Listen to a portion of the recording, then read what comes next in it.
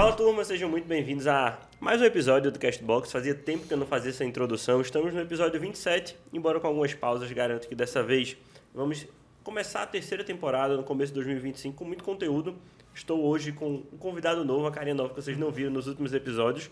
Vou apresentar muito em breve o diretor comercial que está aqui para falar desse tema tão importante que é como a gente pode otimizar, melhorar em 3 passos o setor comercial da tua empresa. Mas antes, falando de comercial, eu queria, Felipe, falar para o pessoal que você pode se tornar um cliente da OKBox e um pouco ou tudo que vamos falar aqui hoje pode ser implementado na nossa empresa. Que é o seguinte, a OKBox ela vem como uma agência de marketing digital muito voltada para entender a tua necessidade e fazer com que a geração do lead se torne uma conversão de vendas também. A gente entendeu que o mercado muitas vezes fica muito preso a fazer entregas em cima de entregas sem entender que o que você precisa na sua empresa basicamente é vender mais.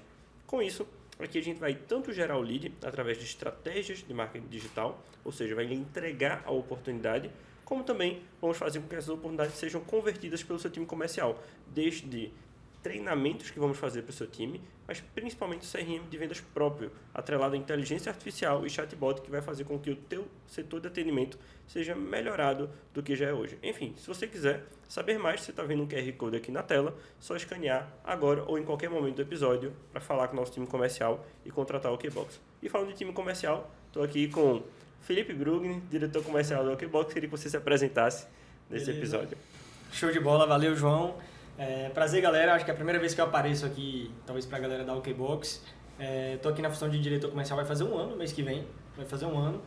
E vai ser uma honra aqui trocar essa ideia com vocês, bater um papo aqui sobre esses processos comerciais. A gente tem feito bastante consultoria comercial também, então a gente não fica só na base ali do marketing, né? A gente faz toda a questão realmente dos processos comerciais para os clientes. E tem muita empresa que tem problema em comum, que acho que vai ser legal, a gente vai tratar aqui umas coisas boas. Maravilha. Então, não podia chamar alguém melhor do que você, Felipe, para a gente discutir e você falar um pouco da tua experiência na ponta, que é como as empresas podem implementar os processos de venda. Porque uma coisa que você deve ter notado nesse um ano com a gente é que nem só marketing é o que a empresa precisa. Muitas vezes a empresa contrata a gente achando que tem problemas apenas de marketing. Quando chega aqui, na prática, a gente gera a demanda que ele teoricamente estava precisando e eles não conseguem converter. Isso vem muitas vezes, principalmente da falta de processos, da falta de estrutura, da falta de treinamento e da falta de time.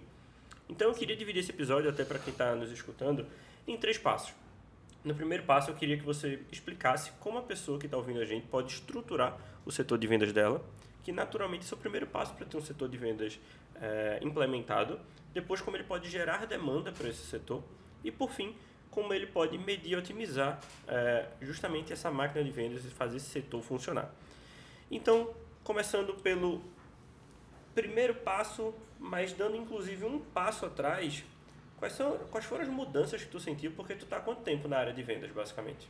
Já tem uns 10 anos que eu estou na área de vendas, não necessariamente B2B, né, como a gente está fazendo hoje aqui, mas eu já passei por todos os tipos de áreas, desde ter sido BDR até gestor de equipe comercial, que tinha todos os processos ali, desde pré-vendas até o vendedor que acompanhava ali o cliente e tudo mais, enfim, várias áreas específicas.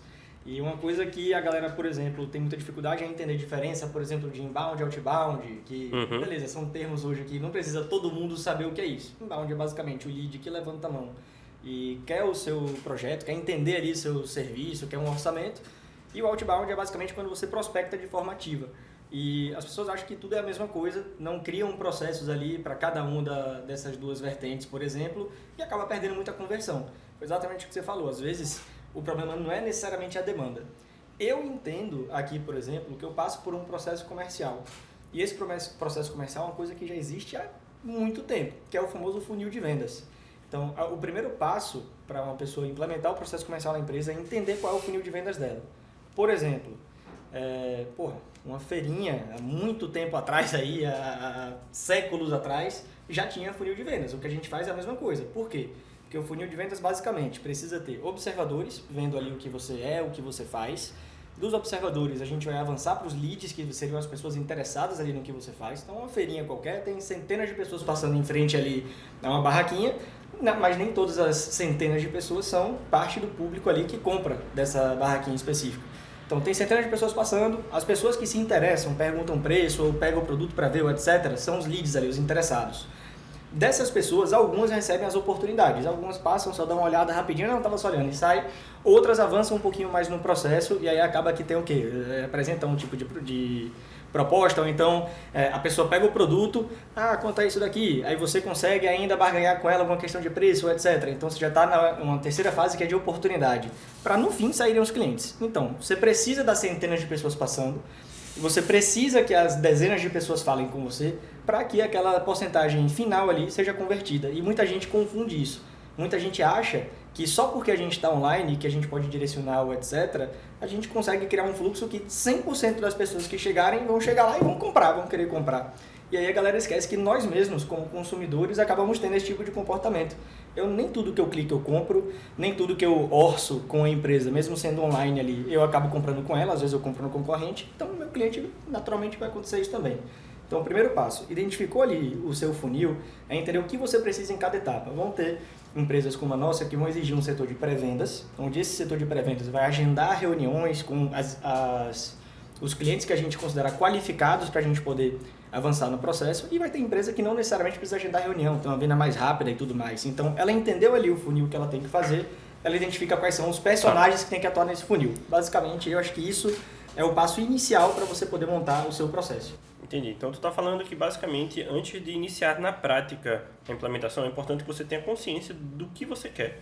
E de qual funil, e de que modalidade, de que tipo de venda é o teu negócio. Isso. Porque existe muito, eu sinto que essas empresas que precisam fazer um método de insight sales, como é um pouco da gente, e existem empresas que, para vender, ela precisa estar no lugar certo na hora certa. Sim. A venda ela vai acontecer e os princípios eles são os mesmos. Porém, a forma com que isso acontece costuma ser diferente. Sim. E aí eu perguntei o tempo que tu estava no mercado para justamente perguntar se tu sente uma diferença muito grande no modelo de venda de 10 anos atrás para o modelo de venda de hoje e qual é essa principal diferença antes da gente entrar de fato no primeiro passo, que é como ele vai estruturar. Então, eu já falar de contratação, treinamento e outras coisas, mas qual foi a maior diferença que tu sentiu nesses 10 anos? Mas nesses 10 anos, eu acredito que apareceram muitas ferramentas que ajudam muito no processo. Então, naturalmente, o processo sempre foi parecido, mas a cada ano que passa, inovações vão acontecendo, vão surgindo novas ferramentas que vão melhorando os processos. Afinal de contas, a galera vende dores, né? Então, eu tenho uma dor aqui, como vendedor, por exemplo. Eu chego a uma empresa, inova, lança uma ferramenta que vai me ajudar. Eu pego isso, implemento no meu processo comercial, às vezes isso aí agiliza muito. Hoje aqui a gente atua, acho que por baixo, assim, a gente tem umas 4, 5 ferramentas diferentes que a gente atua aqui no nosso processo comercial que são fundamentais para a gente conseguir chegar no resultado de venda final. E essas ferramentas nem sempre existiram. Teve muito tempo, por exemplo, que a gente costumava acompanhar muita coisa por planilhas e etc. Sim. E tudo mais. Então, todas essas questões de ferramentas, principalmente questões relacionadas à inteligência artificial, estão ajudando demais aí em questões de implementação. E aí, já entrando de fato nesse primeiro passo que o nosso ouvinte vai precisar para implementar ou até melhorar o setor comercial dele, na minha visão, ele precisa de pessoas. Perfeito. Óbvio que existe a inteligência artificial, existem os pré-atendimentos, a gente estava até almoçando hoje conversando sobre isso, mas inevitavelmente em algum momento vai ter que ter pessoas no processo. Sim. Afinal, costumeiramente, pessoas compram de pessoas. Perfeito. Com isso, o que é que você procura e alguém para contratar pré-vendedores e vendedores? Qual é a tua maior busca hoje em dia? Pronto, vamos lá. Eu, particularmente, eu sei que função de pré-venda não é uma função que uma pessoa quer passar por muito tempo. É uma função maçante. Normalmente é uma porta de entrada no comercial, digamos assim. Explica para as pessoas a diferença de um vendedor e um pré-vendedor. Pronto, vamos lá. Aqui, por exemplo, a gente tem o vendedor, que é o closer, e a gente tem o pré-vendedor. O pré-vendedor é quem qualifica as oportunidades que estão chegando. Então, por exemplo, às vezes uma empresa ela pensa o seguinte: tá chegando muita gente aqui, mas é muito curioso, nem todo mundo quer de fato produto, etc. Um ou outro ali que é bom. E aí acaba que às vezes bota o vendedor para assumir esse fluxo, uma pessoa que ela não estava acostumada a esse fluxo, ele começa a assumir isso daí, e ele entende que está vindo um fluxo ruim, quando na verdade está vindo um fluxo normal de pessoas, que naturalmente a gente está na internet tentando qualificar o máximo possível, mas está vindo um fluxo de interessados que eles precisam ser qualificados. É a mesma coisa na loja de shopping. Nem todo mundo que entra na loja compra. A mesma coisa o exemplo da feira que eu falei. Nem todo mundo que vai chegar e se interessar vai acabar comprando. Então, se eu coloco o vendedor para fazer uma parte de qualificação, ele perde tempo de fato estar vendendo. Então, o pré-vendedor é alguém que faz esse filtro inicial, faz essa filtragem. Ele faz perguntas específicas ali para qualificar aquela empresa, ver se faz sentido. Isso quando é uma venda para empresas, claro. Então, o pré-vendedor, ele qualifica ali a empresa, ele qualifica ali o perfil do cliente ideal na ponta, que não necessariamente pode ser empresa, tem venda B2C também que vai conseguir ter processo de qualificação, mas ele qualifica e passa para o vendedor as melhores oportunidades. Então, toda a etapa inicial do funil de primeiro contato, agendamento de reunião, avanço de processo comercial é feito pelo pré-vendedor, mas ele não vende, não passa preço. A função do pré-vendedor é qualificar a galera que está chegando ali e passar para o vendedor as oportunidades melhores. Toda empresa precisa de um pré-vendedor? Não. Essa é a ideia de a empresa entender seu funil. No meu funil, aqui na OKBox, que é o que a gente está falando aqui, basicamente a gente tem um pré-vendedor. Por quê? Porque a gente tem um perfil de cliente ideal. A gente sabe quais são as empresas que fazem mais sentido em cima da nossa proposta, da minha proposta comercial. Uhum. Nem toda empresa vai fazer sentido. Então, eu tenho um setor de pré-vendas onde eu faço os anúncios inbound, por exemplo, os clientes levantam a mão e eu tenho um setor que vai fazer essa qualificação para entender quais dessas empresas fazem sentido a gente avançar para uma reunião. Ao mesmo tempo, eu também tenho um setor outbound, que é a prospecção ativa, que também liga para empresas, ele gera listas e liga para empresas, buscando empresas que façam esse perfil nosso também. Ele já faz uma pesquisa antes sobre a empresa e tudo mais, então quando ele liga, ele passa uma qualificação e avança para a reunião. No nosso caso é necessário, mas por exemplo, vamos dizer que é uma loja loja de iPhone. Vamos considerar uma loja de iPhone aqui. Você não precisa ter pré-venda e venda, você pode ter vendedores diretos. O cliente que chega para comprar um iPhone, ele já tem um pouco mais de consciência e naturalmente qualquer pessoa faz parte ali do público de que pode comprar um iPhone. Então aí não necessariamente a gente vai usar técnica de qualificação, a gente vai usar técnica de venda para entender a real necessidade do cliente ali e no fim ofertar o que ele precisa. E não só o que eu tenho. Isso é uma das dicas mais importantes que eu considero, que tem muita gente que vende o produto que tem ao invés de vender o que o cliente precisa. Eu primeiro entendo o que é que o cliente precisa ali numa fase inicial, para depois eu vender o que faz sentido. Tem vezes que eu preciso qualificar e passar para a reunião, tem vezes, como é esse caso do loja de iPhone, que não. Eu preciso ter um vendedor que ele faça esse trabalho de filtragem, mas já gerando venda, entendeu? Já puxando para venda. E agora que está explicado o que é um pré-vendedor e o que é um vendedor, o que é que tu busca ao contratar? Quando tu vai fazer seleção, o que é que tu busca ver no pré-vendedor e no vendedor? Vamos lá. A nível de pré-vendedor, como é BDR, SDR, eu particularmente, por já ter passado alguns anos na função e gerenciando equipes disso, eu já tenho um certo conhecimento e eu entendo que é muito difícil encontrar alguém que, eu quero seguir uma carreira de BDR, quero seguir uma carreira de SDR, que são duas funções. BDR é do outbound, né, da prospecção ativa, e o SDR é o que atende o inbound, que é a prospecção onde os clientes levantam a mão e procuram pelo serviço. Então, eu sei que é muito difícil ter alguém que queira seguir uma carreira disso. Eu quero ser para sempre um BDR, um SDR. E normalmente, como eu tinha falado até anteriormente aqui, isso é uma porta de entrada ali para o setor comercial. O que eu busco e funciona para mim são pessoas que tenham características de ser ensinável e que não tenha já experiência de mercado. Eu busco assim e tem dado certo. Eu tanto busco assim para aqui, tanto busquei assim para cá, quanto busquei assim para outros lugares que eu passei e normalmente dá certo. Por quê? Porque eu preciso de uma pessoa com um perfil, por mais que seja novo e tudo, eu busco uma galera de 18, 19 anos que está começando ali na carreira, que a gente possa lapidar. Uma pessoa que não venha com vícios de outras empresas, que já tenha passado por processos que talvez não sejam tão bem feitos quanto a gente faz aqui e vem justamente viciada em coisa errada de se fazer. Então, eu quero alguém que eu possa lapidar. Para o setor de pré-vendas, eu prefiro lapidar. E existe uma situação no setor de pré-vendas, por exemplo, que é o período de rampagem. Nos dois também, mas no de pré-vendas principalmente. Nos 3 primeiros meses ali, é comum que a pessoa está se adaptando. Naturalmente, a primeira equipe que você colocar de um setor de pré-vendas, ela vai demorar um pouquinho mais para adaptar. Mas a partir do momento que você tem uma engrenagem rodando, todas as pessoas novas que chegam, elas conseguem atingir essa rampagem um pouco mais rápido, porque elas já estão vendo referências ao lado, conseguindo fazer o que ela vai ter que fazer ali na função. Então, eu sempre costumo começar realmente com gente lapidável, monto a equipe, boto o processo para gerar e depois continuo colocando esse tipo de pessoa. Naturalmente, para essas pessoas, sempre é oferecido um plano de carreira, onde isso é uma fase inicial do processo, para que ela se destacando, atingindo metas, objetivos e, obviamente, mostrando que tem capacidade, a gente consegue evoluir ela no processo para se tornar um vendedor ou, no caso aqui da OKBox, até passar para uma outra área, né? Pode se tornar assessor e tudo mais. Então, normalmente para mim, pré-vendas é uma porta de entrada para o mercado comercial. Então, eu busco pessoas que tenham um perfil de protagonismo, inclusive, mesmo sendo novas, buscam ali se desenvolver, estão buscando ali soluções para crescer e tudo mais. Ele tem ali aquele perfil de proatividade. Eu busco esse tipo de gente e que é ensinável, que tem um perfil de ser ensinável também, para a gente levar para esse caminho. Já vendedor, a depender de qual for a área, eu particularmente prefiro alguém que já tem uma mínima experiência e que a gente inclua ele dentro dos nossos processos. Mas uma pessoa que, por exemplo, no nosso caso aqui, já tem um conhecimento de gerenciamento de CRM, que já tenha feito processos, mesmo que não tão redondinhos, mas de cadência de contato, follow-up, etc. Enfim, isso tudo para mim conta. Quando a gente vai falar de vendedores que vão vender para clientes como os nossos, que o perfil de cliente ideal nosso, ele não pode ser atendido por qualquer pessoa, exige um nível de conhecimento ali na área e tudo mais. Então, o vendedor que vai falar na ponta com o cliente, aí eu já busco um pouquinho mais de experiência, ele já ter uma base ali, basicamente comercial, e a gente trazer ele para o nosso processo, entendeu? Entendi. Busco isso aí nas duas funções.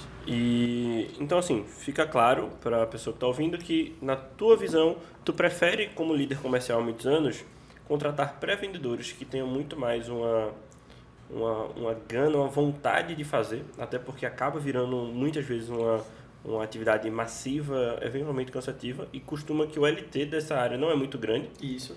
Acaba que vira uma formação para eventualmente se tornar vendedor. Perfeito. E já vendedores, se não tiver cumprido esse processo, tu prefere já pegar alguém com mais experiência, com mais costume na área, porque acaba sendo que eu vejo ultimamente que tem coisas que você pode aumentar ou acelerar a rampagem, mas tem muita coisa que o tempo e a amostragem dentro de reuniões nos leva, né? Quantas horas de reunião você já fez na vida? Não, então, às vezes só um curso não consegue dar essa rampagem. Eu também acredito, e tanto que a gente utiliza essa estratégia aqui.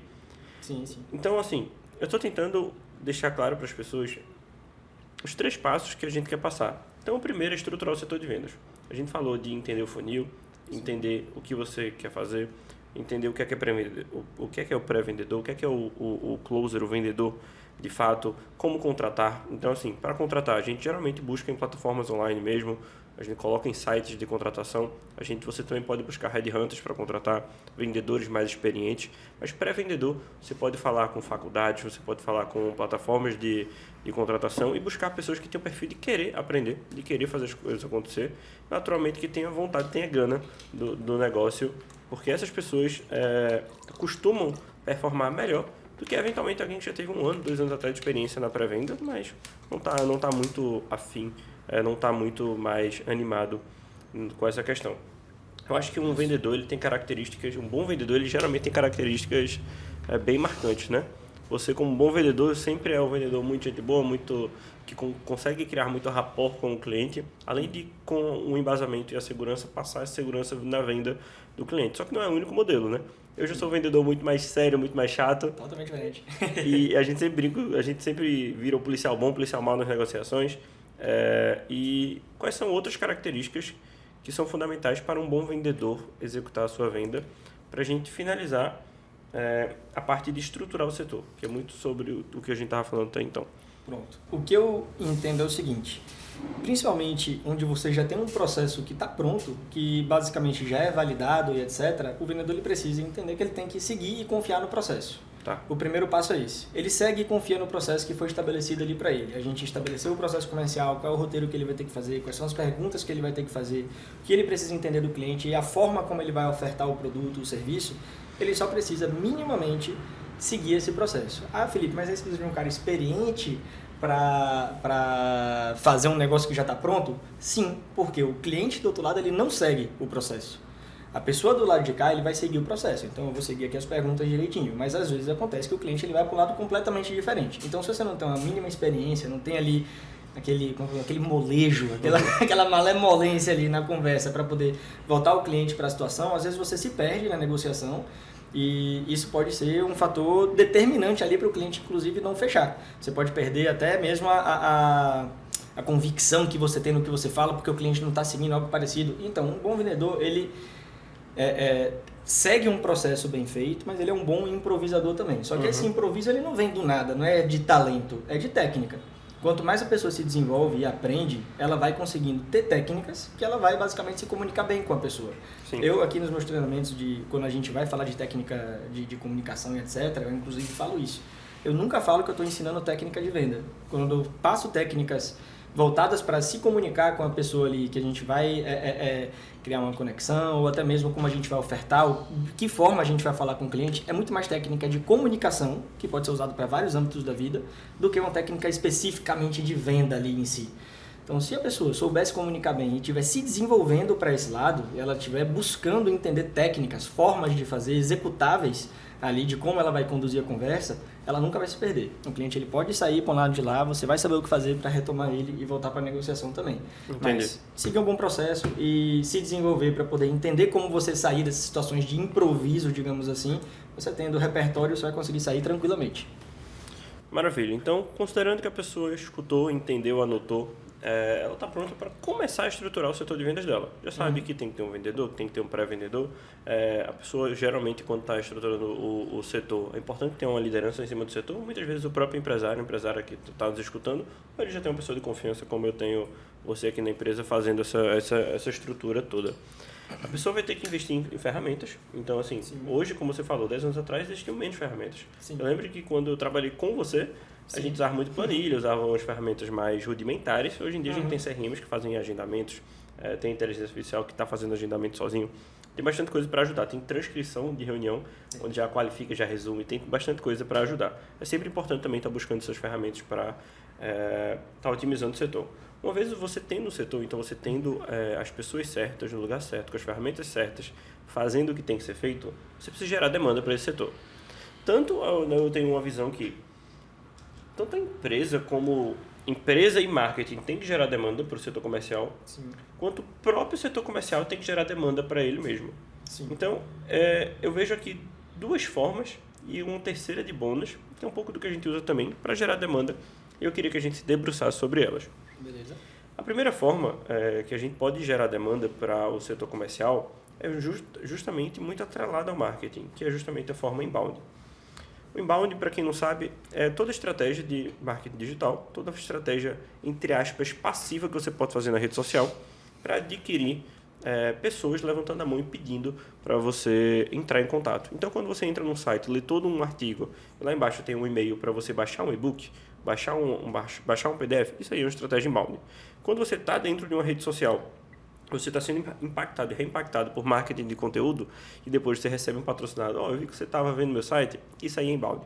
Quando você recebe tráfego pago, de uma certa forma não é tão passivo assim, mas também é inbound. Afinal, a pessoa vai entrar no teu link, entrar no teu site, entrar no teu formulário e vai te mandar uma mensagem, vai às vezes cadastrar o nome, e-mail, telefone para saber mais. Eu acho que essa costuma, inclusive aqui na agência, ser a forma mais lucrativa. Nesse episódio, em algum lugar dessa tela aqui, tem um QR Code. O que é que eu estou fazendo aqui? O que a gente está fazendo aqui? A gente está gerando conteúdo de valor, onde de fato eu quero entregar o máximo que a gente tem de expertise, justamente para você que está ouvindo.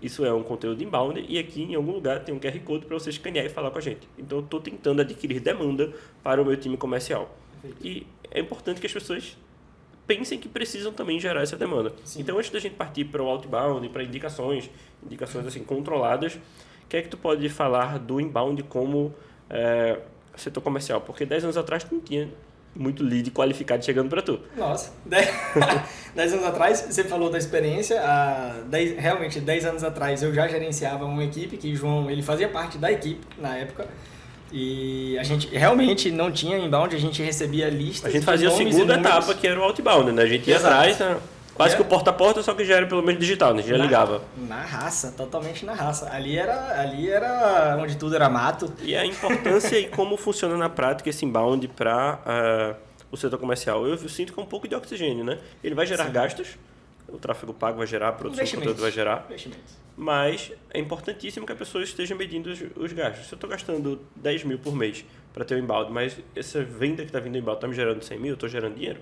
Perfeito. Como que tu vê e como que a gente pode falar, quais são as dicas que a gente pode dar para quem está ouvindo para implementar um bom inbound na sua empresa, além de, obviamente, contratar o Kbox, que a gente faz esse trabalho. Exato. Aí, ó. Pronto, vamos lá. A primeira coisa é o seguinte, demandar o investimento que você tem, o valor que você tem para investimento, enfim, ali, para qual tipo de demanda faz mais sentido para a sua empresa.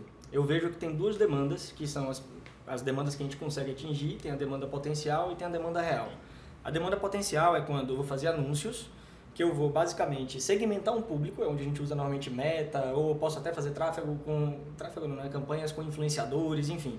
Eu vou segmentar ali um público, eu vou ver, esse influenciador trabalha com isso, então eu vou fazer um anúncio voltado para pessoas de tantos anos, de tal gênero ali, que tem interesses em tal coisa. Eu segmento um público e jogo anúncio, jogo dinheiro para lá, eu pago para estar aparecendo para esse público. Potencialmente tem gente dentro desse público que me compra. Sim. Então é uma demanda Já potencial. tem uma demanda quase que reprimida e potencial. Isso, exato. Não, tem a demanda que tem uma parte reprimida, tem uma parte que está buscando ali às vezes e tal, e aparece para ela na hora certa. Ela acha que foi coincidência, mas não foi. Eu segmentei e mandei para ela. Potencialmente tem gente que me compra. E tem a demanda real. Demanda real são as pessoas que precisam daquele serviço e estão buscando por aquilo ali o tempo todo. Então esse tipo de gente está no Google, por exemplo. Então, a depender do seu tipo de empresa, você pode, primeiro de tudo, entender qual setor vai fazer mais sentido. Às vezes tem os dois, inclusive, na maioria das vezes os dois fazem sentido. Mas vou dar um exemplo. Se você é uma desentupidora, o melhor caminho para você ser uma desentupidora de fossa, o melhor caminho para você seria Google. Por quê? Porque você tem muita demanda real. A pessoa entupiu a fossa aqui agora, eu quero chegar no Google, pesquisar alguém que desentope isso, ligar e pedir agora o serviço. Eu vou orçar e fechar agora. E se você receber um patrocinado de um desentupimento de fossa, nesse momento não tem nenhuma fossa entupida, né? Não tem nenhuma fossa entupida. Não, pode estar linda a fossa. Ele pode botar um antes e depois linda. A fossa horrível e outra... Mas se eu não tiver uma fossa, e aí?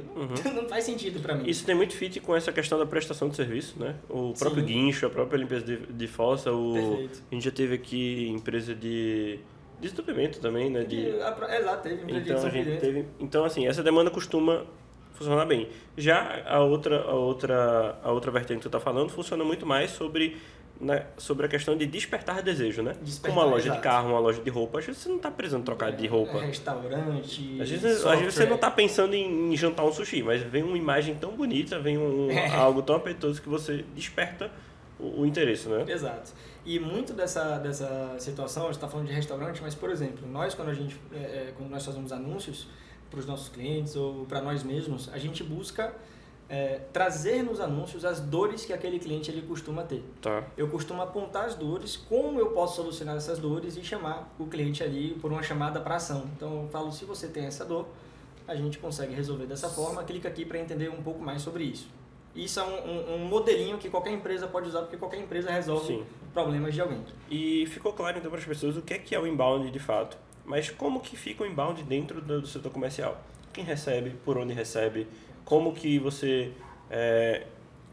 brevemente consegue explicar como as pessoas podem extrair melhor esse potencial do inbound. Afinal, vai custar dinheiro. Perfeito. Se a pessoa investir 2, 3, 4, 5, 10, 50 mil reais em inbound, isso tem que dar retorno. Perfeito. Qual é a melhor forma de extrair o maior valor, independente do canal? Se veio Google, se veio Meta, se veio Orgânico, se veio Blog, pintou lá a oportunidade no CRM. O que deve ser feito? Pronto. Basicamente aí, como eu falei inicialmente, depende muito do funil. Considerando o nosso funil e o funil de empresas que atuam de forma parecida, vendam um B2B, por exemplo, ali, ou então precisem de uma demonstração do produto ou do serviço ali que elas atendem, como é que funciona para mim? Basicamente, a gente faz essa base de anúncios, faz essas parcerias, enfim, tudo mais. Então, outros empresários identificam ali nosso serviço e levantam a mão, opa, tem interesse aí. Quando eles entram em contato, basicamente a gente tem uma landing page, né, que é aquele site que vende ali o nosso serviço, basicamente, não vende com preço, mas ele explica ali uma base do nosso serviço e o empresário ele se cadastra lá. Quando ele cadastra, cai no CRM daqui. Nesse CRM, eu tenho o setor de pré-vendas atuando. Então, o setor de pré-vendas é responsável por entrar em contato o mais rápido possível com essa pessoa que levantou a mão. O tempo é importante no atendimento? Importantíssimo. Porque a pessoa, primeiro de tudo, que normalmente se a pessoa, inclusive, te achou porque te procurou, ela te procurou, te achou e achou você e outros concorrentes. Então, ela mandou mensagem para você, ela mandou mensagem para ele, para outras empresas também. As empresas que atenderem mais rápido, elas vão ter vantagem nessa negociação. Então, se você deixa para atender 2, 3, 4 dias depois, você pode ligar para o cara na hora que ele vai falar, não, já consegui aqui, obrigado. E aí você perdeu a negociação, mesmo que você até fosse melhor do que o que ele fechou lá. Então, o tempo é importantíssimo. E tu tá falando 3, 4, desculpa interromper, 5 dias, mas assim, eu acho que é importante você atender em 15 minutos. Em 15 minutos, é isso que eu tô dizendo, porque tem empresa que responde em alguns dias. Inclusive, a gente teve uma negociação aqui essa semana, a gente teve uma e ela negociação vingou com a empresa que porque fechou. foi muito rápido, né? Ela vingou porque foi rápido, exatamente. Na reunião ela falou isso. Exato. A cliente falou isso pra Eu gente. estava para fechar com outra agência, mas e vi o anúncio de vocês. Exato. E vocês responderam tão rápido que eu vi que vocês Que são fazia bons na sentido. parte comercial. Isso, a forma como a gente respondeu, a gente teve o pré-vendedor, ela é uma empresa robusta, é uma empresa que está implementando processos comerciais, já tem na verdade, mas está melhorando em relação a isso. E quando ela viu que o nosso processo é redondinho, isso chamou a atenção dela. Ela entrou em contato através da landing page, o setor de pré-vendas entrou em contato rápido com ela, fez um roteiro, nitidamente ali um roteiro de qualificação, ela entendeu que ela estava em um processo comercial, do roteiro avançou para uma reunião, da reunião ela ainda quis fazer aqui uma parte presencial para conhecer um pouco da estrutura, um pouquinho da gente e funcionou. Então, basicamente, essa empresa que já era um pouco mais robusta, ela gostou da gente porque a gente implementa isso para ela, basicamente, ela viu que a gente faz bem pra gente. Se eu faço isso bem para mim mesmo, naturalmente, eu vou conseguir implementar para ela também. Sim. Esse foi um diferencial. E o tempo, ela falou justamente isso. Ela falou, pô, eu venho procurando isso, eu me inscrevi em vários sites, que teve alguns que, inclusive, nem me responderam ainda. Vários responderam dias depois, outros nem responderam ainda, vocês responderam rapidinho. Em 15 minutos eu acho que já tinha sido respondida, já estava com reunião agendada, qualificada e por aí vai. Então, essa fase inicial ali de fiz o anúncio, o cliente caiu no CRM, eu preciso atender ele rápido. Até 15 minutos é o melhor tempo possível. Nem sempre você vai conseguir atender até 15 minutos, a gente está atendendo outra pessoa, etc. Depende do tamanho da sua equipe também, mas o quanto antes você atender melhor, certo? O quanto antes você atender melhor. Então, no inbound, eu acho que seria mais ou menos essa daí a... Maravilha. A segunda etapa, o segundo canal de aquisição que a gente utiliza muito aqui é o outbound. É quase que uma prospecção ativa. Vem muito do conceito da receita previsível. Sim. É do Aaron Ross, o livro. Sim. E ele pregou nesse livro, basicamente, a metodologia de prospecção ativa 4.0. O 2.0, agora me falhou a memória. Faz tempo isso aí. Faz tempo ali também. Onde é muito custoso de tempo e de esforço você sair porta em porta conversando com as empresas e oferecendo seus produtos e serviços. Sim. Então, inclusive você, acho que tem mais experiência nessa prospecção do que na prospecção inbound. Sim. Vocês criaram metodologias de cadências, de scripts, de abordagens para a gente conseguir fazer com que empresas que não necessariamente estão nos buscando ou interessadas por nós, mas são potencial, que é em cima daquilo que tu falou, consiga nos conhecer, pelo menos escutar nossa proposta e levar para uma reunião. Sim. Explica para o pessoal, então, como funciona na prática o processo outbound, como a gente realiza sem dar muita dica por aqui, mas assim, sem entregar ouro. Das ligações, das cadências, como é importante, os softwares, também sem usar nomes, ninguém tá pagando a gente para... mas se quiserem aí, ó, anúncios, anuncia aqui. E, enfim, como que a empresa pode fazer uma boa prospecção ativa, um bom processo outbound? Pronto, vamos lá. Falando de processos, o primeiro processo do outbound, ele não começa na prospecção, ele não está na criação de roteiro, de script, por exemplo, ele está no LDR. LDR nada mais é do que você tentar qualificar a quem você quer ligar. Então, por exemplo, eu ligo para empresas. Eu tenho um perfil ideal de cliente, que eu já tenho ali basicamente desenhado um faturamento mínimo que ele tem, o porte da empresa, se tem espaço físico, equipe, enfim, quantas pessoas ele já tem na equipe comercial. A gente já tem algumas informações aqui que a gente busca do nosso perfil de cliente ideal. Então, começou de antes aqui, eu já criei meu perfil de cliente ideal, que é o famoso ICP. Então, criei o ICP, perfil de cliente ideal, eu vou agora procurar ele.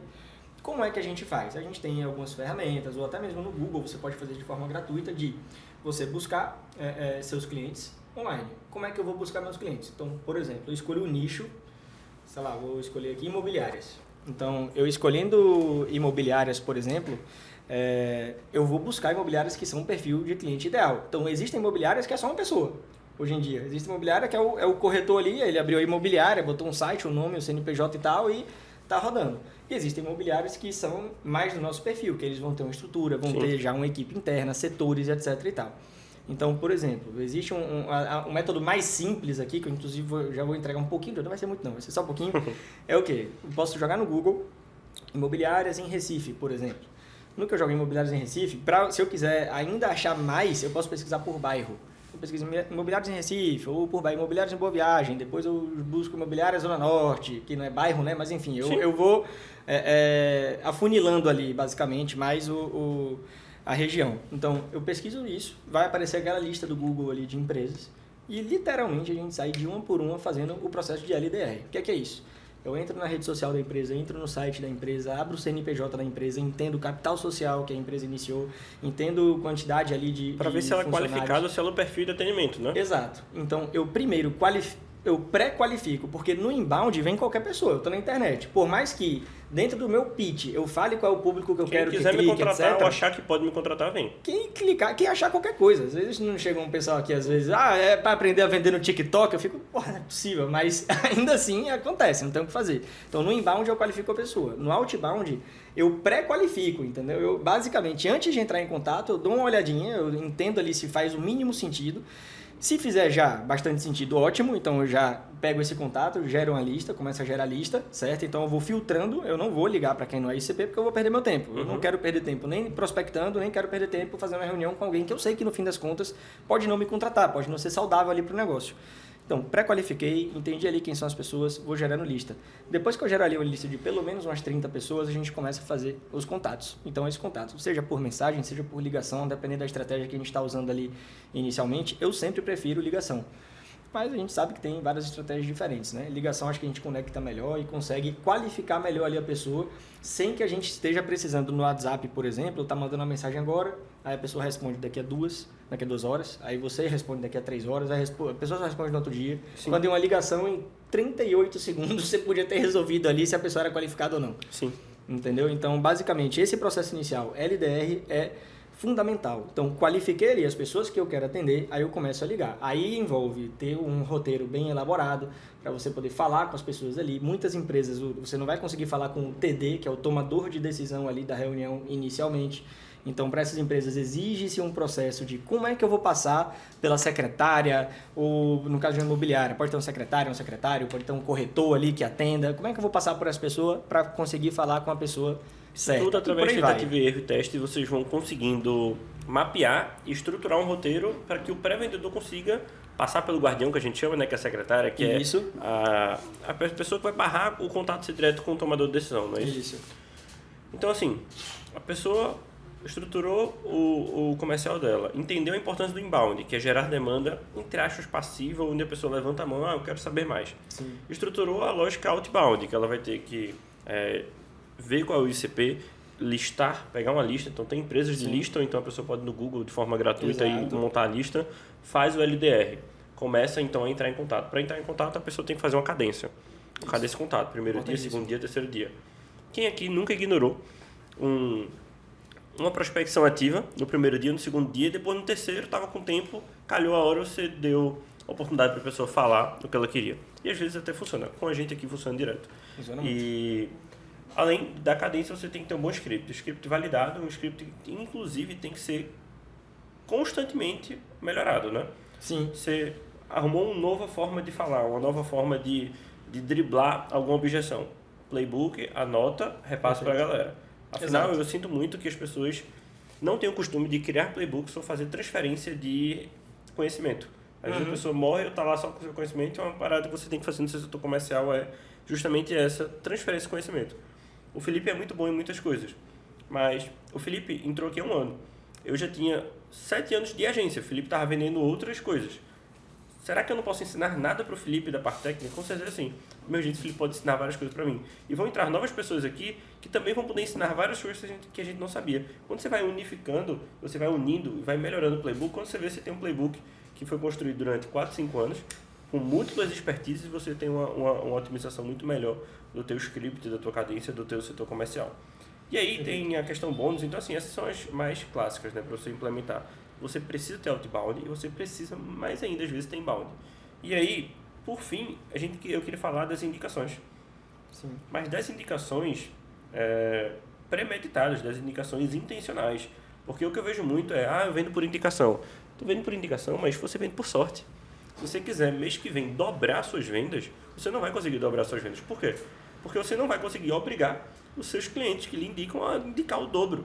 Então, o que é que o cara pode fazer para melhorar as indicações? A gente aqui, eu vejo que a gente costuma ter 2 caminhos.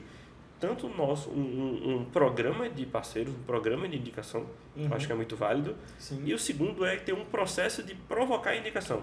Explica melhor como funcionam esses 2 caminhos de forma bem objetiva para o nosso ouvinte. Como que ele pode criar um programa e por que ele criar um programa? E como que ele pode provocar e qual momento é o melhor momento de provocar a indicação ativa dos seus clientes? Pronto, perfeito. Então, o nível de satisfação do cliente ali, obviamente, ele vai impactar em quantas indicações ele vai mandar. Então, naturalmente, essas empresas que elas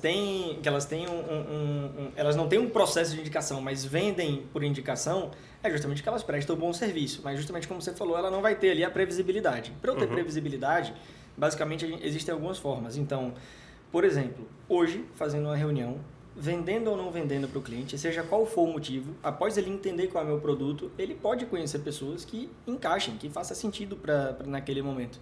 Então, vendendo ou não vendendo, a ideia é a gente conseguir fazer esse pedido de indicações. Se não vender, a gente vai pedir e vai falar para a pessoa, basicamente aqui no meu lado, o intuito da nossa empresa é conseguir acelerar os resultados de outras empresas, né? A gente quer ali estabelecer todos os processos para que ela tenha mais resultado. Então, basicamente, quando eu puxo mais para esse... Caramba, esqueci Qual parte tu tá querendo dizer? Esqueci O momento que tu tá falando é justamente... Existem os melhores momentos, que a gente sempre discute, são os melhores momentos de pedir indicação.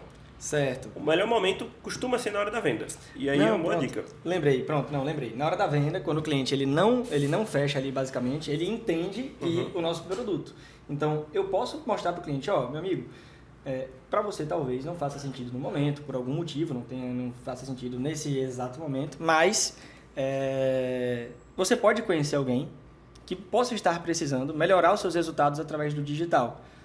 Então, aí a gente passa a fazer o pedido de indicação. Sim, porque nesse momento o cliente, depois que ele fez toda a reunião com a gente, ele já entende muito mais da gente do que qualquer pessoa de fora. Exato. E às vezes ele entende que aquele produto que eu estou ofertando nem é tão bom para ele, mas é muito bom para a prima dele, que tem uma empresa que parece mais.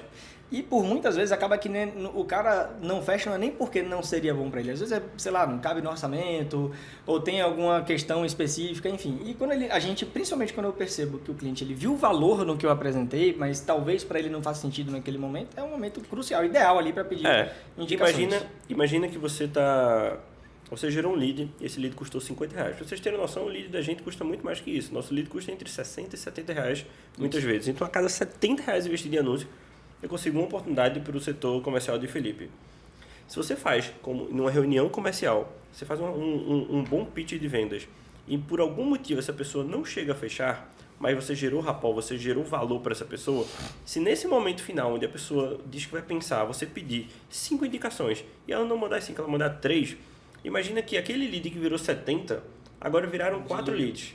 Só que eu peguei um valor meio complexo. Vamos falar que então era 60. Então, ao invés de custar 60, os 3 indicações a mais fizeram com que a indicação atual, o lead atual mais 3, viraram 4.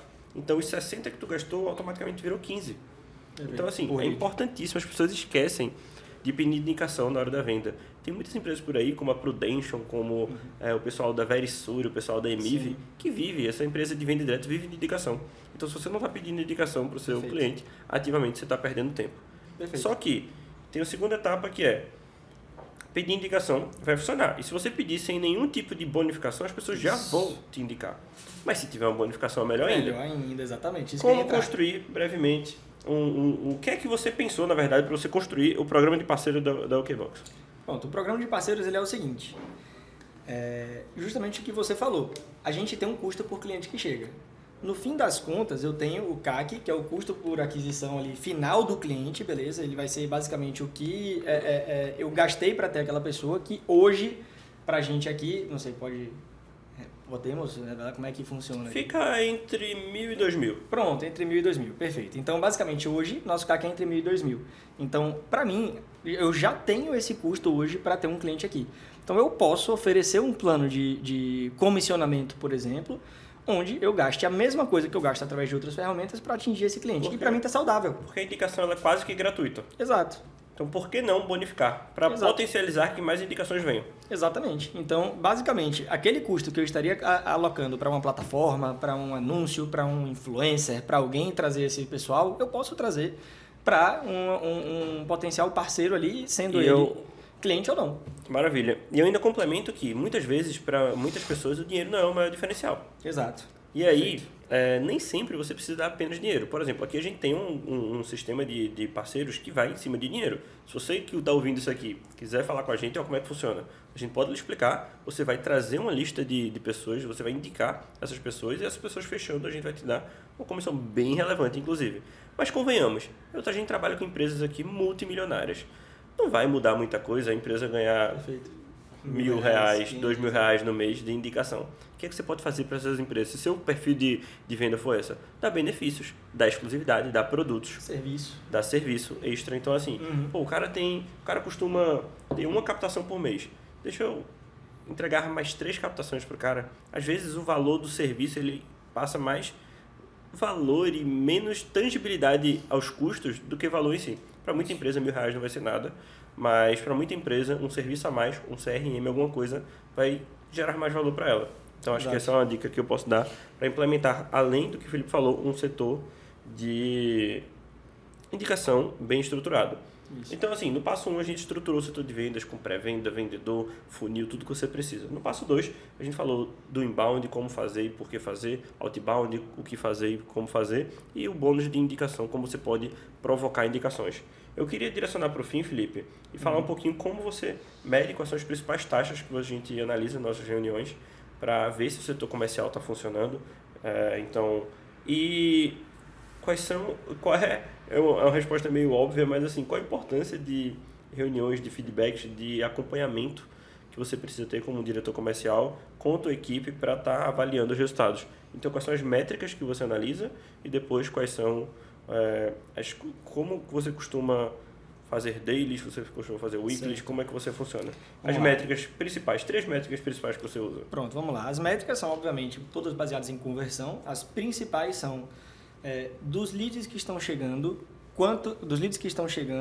quantos avançaram para a reunião, e das reuniões que foram agendadas, quantas aconteceram, e das reuniões que aconteceram, quantas foram vendidas. E aí eu vou falar justamente um pouquinho de cada um. Deixa eu incrementar isso. Então você falou dos leads, você fez um funil em 3 etapas. Isso. Dos leads que chegaram, ou dos que foram gerados através de outbound. Quantos viraram reuniões? Exato. Então viraram uma reunião agendada. Viraram reunião agendada. Isso. Das reuniões agendadas, quantos de fato existiram? Porque uma coisa que você vai encontrar numa dificuldade é no show. Acontece. Então, assim, é muito normal quantas vezes você não cancelou uma reunião, quantas vezes um cancelou não foi reuniado. Uma reunião não foi cancelada. E aí, por fim, das reuniões que existiram, quantas de fato viraram venda, viraram conversão. Tá. Exato, porque eu não posso considerar a conversão final em cima de reuniões agendadas. Eu tenho que considerar aquelas que aconteceram. Tá. Ao mesmo tempo, eu tenho que medir o meu no-show. Então, vamos lá. A primeira métrica, dos leads que se tornaram reunião. Esse ponto de conversão, você basicamente vai analisar o que está sendo feito na pré-venda. E também no marketing, concorda? E também no marketing, claro. Isso vai ser um balizador muito bom se o marketing está te gerando boas oportunidades. Perfeito. Se nenhuma oportunidade está evoluindo, ou tua pré-venda está fazendo merda, ou o marketing está fazendo merda. Exato. Ou os dois. Exato. Ou os dois. Acontece isso aí também, exato. Perfeito. Então, o marketing vai estar trazendo, obviamente eu vou analisar isso, mas como você pediu os 3 principais, eu vou puxar para cá, para essa parte de baixo também. Então, considerando de leads avançando para a reunião agendada, nessa conversão aqui tem um bocado de coisa que eu posso detalhar para a gente poder melhorar essa conversão, mas o principal é a pré-venda. Nesse setor de pré-venda, será que a gente está com um roteiro legal? Será que a fase inicial da conversa pode ser alterada? Será que os clientes estão travando aqui ou os clientes estão travando mais para a parte final? Então, se eles estão travando na parte inicial, tem alguma coisa que eu tenho que mudar ali na apresentação inicial, nas perguntas iniciais. Se o cliente está travando mais para o fim, quando a gente faz algumas perguntas específicas de qualificação, enfim, eu tenho que entender o que é que está acontecendo. Então, até dentro do funil tem outro funil, que é o funil do atendimento, digamos assim, de eu ver até onde os meus pré-vendedores estão conseguindo chegar. Então, avaliei algumas questões como essa, a gente vai justamente fazendo os ajustes que a gente acreditar que sejam necessários para testar e validar se a gente vai aumentar essa porcentagem. Então, de lead para agendamento de reunião. Aí, quando a gente agenda a reunião ainda não é uma certeza de acontecer. Algumas não acontecem, que dá uma métrica chamada no-show. O no-show, a gente tenta melhorar ali a nossa métrica de no-show através de uma cadência de confirmação.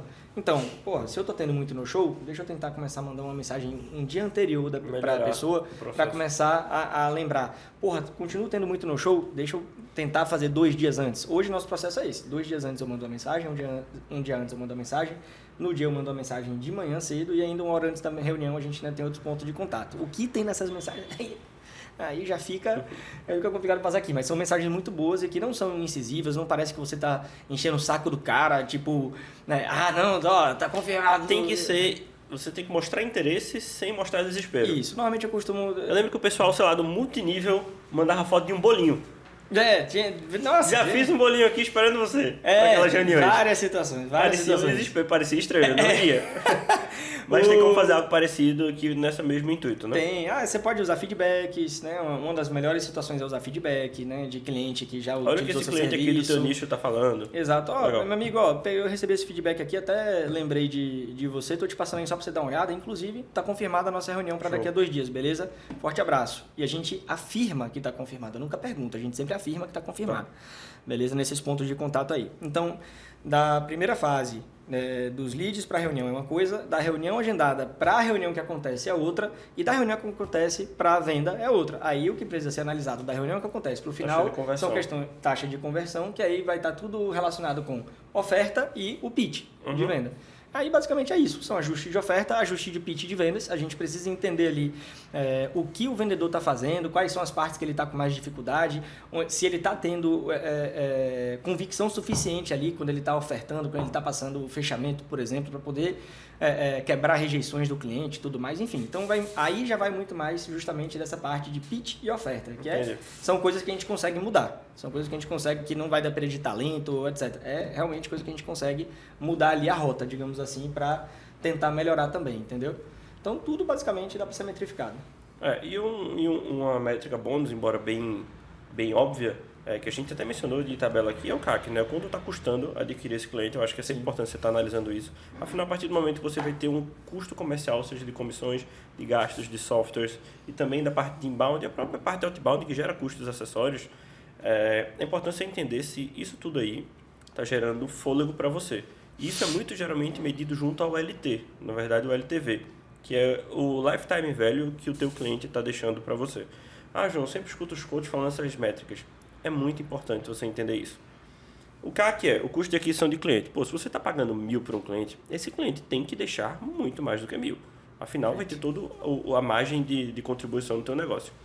Aqui na nossa empresa, acaba virando mais saudável porque a gente tem uma recorrência. Então, se o cara me paga aí 3.000 por mês e ele passa 10 meses comigo, quer dizer que o LTV dele é de 30.000.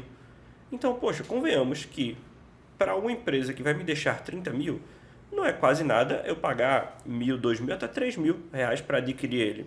E o que seria esses 3.000? Quer dizer que eu vou dar 3.000 e vai surgir um cliente? Não. Desses 3.000 vai estar o custo inbound, vai estar a diluição da hora de trabalho da minha equipe, vai estar as comissões. Então, assim, é saudável que eu, por exemplo, no meu caso, eventualmente gaste 3.000 para adquirir um cliente que vai me deixar 30. Porque desses 30, obviamente, vou ter toda a margem de contribuição. Então, calcule e avalie no seu negócio. João, eu vendo bijuteria a R$10 e meu lucro sobre bijuteria é apenas 30%, só ganho R$3 a cada 10 que eu vendo. Você não pode gastar 12 para vender, convenhamos. Então é importante você entender esse CAC e justamente o teu LTV. Um exemplo clássico de LTV foi a Uber e o iFood quando chegaram aqui no Brasil. Eles costumavam dar cupons de viagem grátis ou até cupons de 20, 30 reais para um usuário fazer um pedido. O que é que ele está fazendo ali? Tu vai ter que instalar o aplicativo, tu vai ter que pedir, tu vai ver que o serviço é bom. Então aquilo ali vira um custo de aquisição, então ele está pagando para te adquirir. Só que, desde que você baixou o Uber, quantas viagens você não fez? Ou desde que você baixou o iFood, quantos pedidos você não já fez? Garanto que o iFood já se pagou aquele cupomzinho que te deu de 20 reais. Então avalie como você pode aplicar essa lógica dentro do teu negócio. Felipe, para finalizar, as reuniões que você costuma fazer com o teu time, eu sei que você faz uma daily, o que você faz na daily, você faz weeklies, monthlies, enfim, esses nomes chiques aí, mas como é que tu deixa todo mundo na mesma página pra gente finalizar o nosso podcast? Pronto. As diárias, né? Basicamente a gente chama de matinais aqui, que Sim. elas acontecem todo dia de manhã quando a gente chega. A ideia dela é avaliar funil, avaliar o que é que foi feito ontem, o que vai ser feito hoje, se tem algum... Por exemplo, a gente tem um processo de cadência de confirmação ali das reuniões, eu preciso avaliar se quais são as reuniões do dia e começar a mandar os processos de confirmação do dia. Então, basicamente, ela é muito para fazer avaliações e, naturalmente, também, às vezes, a gente traz situação. Então, por exemplo, teve uma reunião ontem. Um closer fala, pô, ontem eu tive dificuldade nisso daqui, velho. A gente bate logo na hora pra gente poder tentar tirar as dúvidas, a gente tentar dizer ali o caminho que ele pode guiar. Um pré-vendedor fala, pô, bicho, tava numa fase de agendamento aqui com a pessoa não quis agendar por causa disso, por causa daquilo, enfim. Então, basicamente, a gente ajusta questões de números, a gente entende números, entende ali todo o funil da gente, como é que tá, a conversão, etc. Entende o que as pessoas fizeram e o que elas vão fazer. A gente já, basicamente, passa ali as principais tarefas do dia e faz essa parte também de acompanhamento do que eles estão fazendo. Então, todos os dias tem isso. Semanalmente a gente conversa, passa um fechamento semanal. Exato. Semanalmente a gente, na sexta-feira, fecha a semana, acompanha o resultado da semana, o funil da semana, quantos clientes entraram, quantas Acaba reuniões virando foram muito mais um feitas. reporte para mim ou para o resto da empresa, né? Isso, e tem as mensagens que basicamente Definir isso, meta, mas referente ver o que ao mês. aconteceu, reestruturar as estratégias do mês que vem. E pensar em novas estratégias também, exato. Perfeito. Maravilha. Então, assim, olhando para a tua câmera, que mensagem você daria para quem ainda não começou a fazer uma estruturação comercial? Tá comendo mosca? Não, tá comendo mosca. Faça a sua estruturação comercial. Inclusive, a OKBox faz isso muito bem feito, tá? Se você não tem aí o conhecimento necessário, você precisa delegar para alguém fazer. Eu tenho toda a convicção aqui que a gente tem feito um bom trabalho, que a gente tem conseguido entregar aqui bons projetos para os nossos clientes. Então, basicamente, se você não tem tempo para aprender a fazer e implementar na sua empresa, o caminho é você delegar para uma empresa como a gente. Mas independente de você contratar ou não o OKBox, a gente genuinamente fez isso aqui. Claro. Para passar a maior parte de conhecimento, a maior parte de valor que a gente pode. Então, assim, manda esse podcast para alguém que vai fazer sentido, alguém que pode pegar insights valiosos disso aqui. Então, vai que essa pessoa vira uma indicação ainda dentro do nosso processo. Mas, independente disso, obrigado pela audiência. A gente tem quase 1 hora aí de episódio. Feliz de estar voltando, feliz de estar estabelecendo nova constância, feliz de estar com o Felipe aqui. A gente vai gravar, vocês vão ver muito o rosto do Felipe por aqui nos próximos episódios também. Agradeço a audiência até então. Até o próximo episódio. Valeu. Valeu, galera. Um abraço.